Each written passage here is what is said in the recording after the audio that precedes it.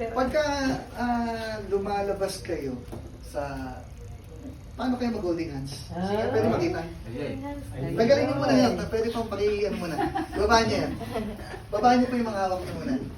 Pwede pa makita paano kayo mag-holding hands. Sige po.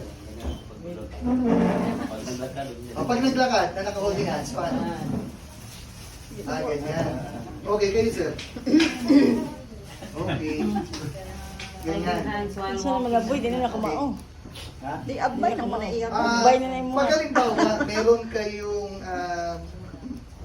tawag dito. So pagka naglakad kayo, sige nga sir, ganyan. Ganyan ang ano nyo. Okay. Ikaw sir, ganyan din pag naglakad. Tapos sinihis sa manisan, gano'n. Okay. So, base sa kamay, no? Pagka may bisita kayo sa bahay, halimbawa ito yung buwan. Halimbawa lang, sige ma'am. Pagka may bisita kayo sa bahay, pwede kayo magpumagsaw. Sila muna natin natin. Pagka may bisita kayo sa bahay, halimbawa, ako yung bisita, meron ako halimbawa iaalok sa inyo, paano kayo makiharap sa let's say, ahente o ganyan ba upo niyo sa sopa, no? Or ba kayo malagay mo sa bahay? Or doon sa isang single. Kapag magkatabi kayo, paano posisyon?